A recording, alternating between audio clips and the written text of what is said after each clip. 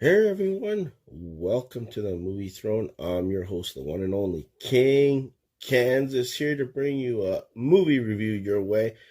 Yes, you guys heard me right. Even on my deathbed, cast and all, one day removed from surgery, I managed to watch some movies, but I'm going to only do a selected few to bring your way and give you my personal opinion or review on each of them.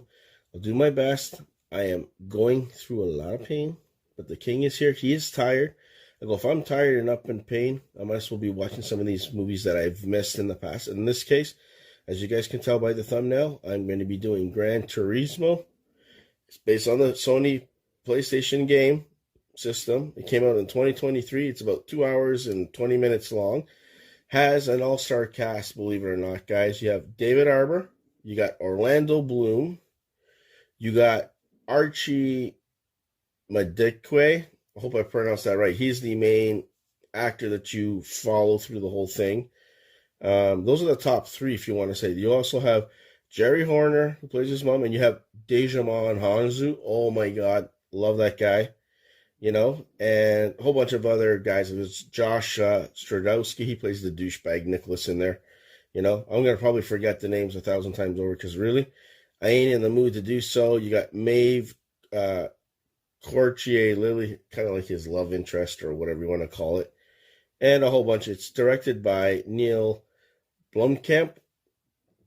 Like I said, guys, I'm going to do a non-spoiler quickly and then a spoiler to give you some of my highlights. But going into it, I didn't expect much because I played the video game, in the past. They look phenomenal, to tell you the truth. Gorgeous, realistic, super stylistic.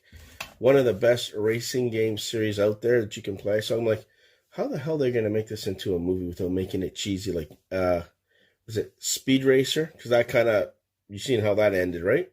Need for Speed, same kind of thing. But I think overall they managed to pull it off. It's about half an hour too long, in my personal opinion.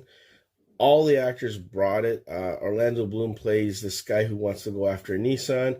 He has this bright idea, which that's what I was trying to wonder. This is not a spoiler, to take gamers and make them into racers. And then, of course, he finds David Harbour, who is this washed up, doesn't race anymore, kind of like mechanic, who he learns to train these racers to become real racers on a real racetrack kind of thing and apply what they know, right? But it's pretty cool.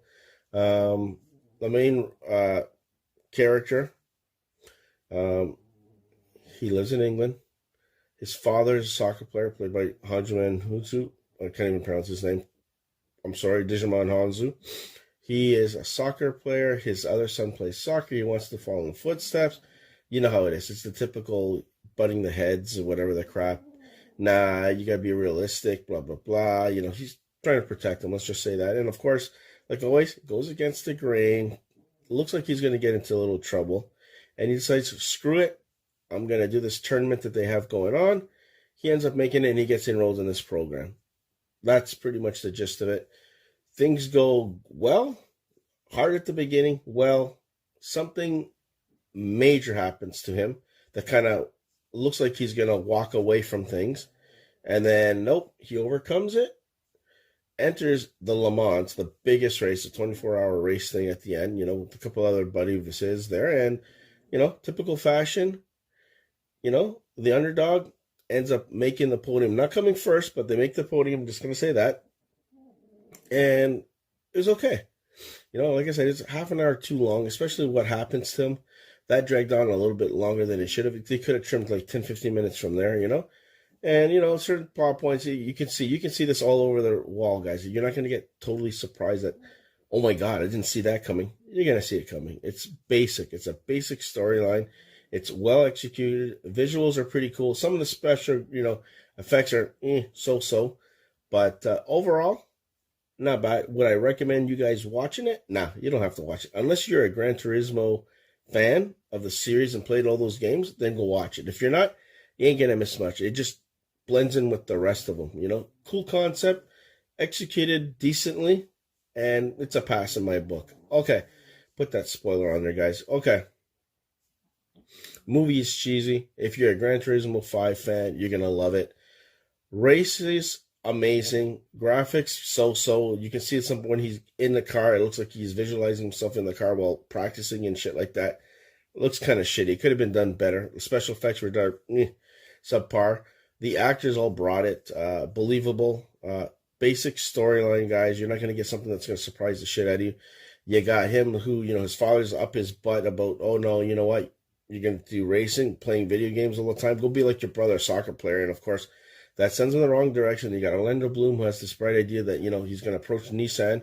He's going to do this grand program of getting racers who've been on the simulation race car and turn them into race car drivers. It works for airplane people, I guess. He thought, let's try and apply it here. And apparently it's based on a true story, because you saw something at the end credits of the actual person who the main character is based on doing all that shit, and succeed.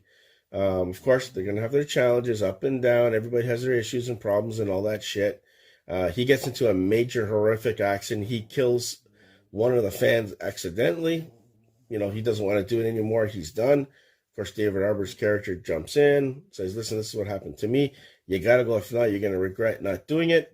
And then, of course, it's the last match. Like, he didn't follow through on like the Le Mans or something, David Harbour's character. So, of course, that's what the last race is. They got one final chance to prove to everybody that they belong there, because everybody's laughing at them, the race, industry, race car industry. Pardon me, guys.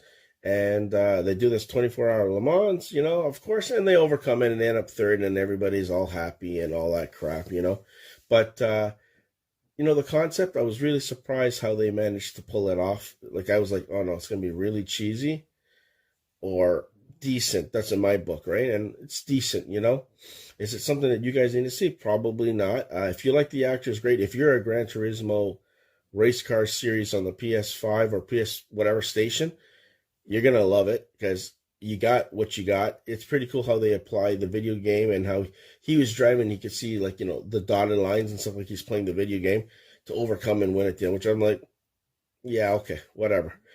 But supportive father at the end, didn't support him. He's there at the end, kind of thing. I should have done better, and boo-hoo-hoo. Like I said, it's a basic storyline plot, but it was enough for you to get you guys to watch it if you're a big fan. But, would I recommend it? Probably not, unless you're a fan of the video game series. So there you go, guys. That is my official Gran Turismo movie review. Hope you guys like it. Like, share, and subscribe. Check out my other videos. Check out tomorrow, guys. Believe it or not, I finally able to drop the top 5 superhero films of all time, according to me.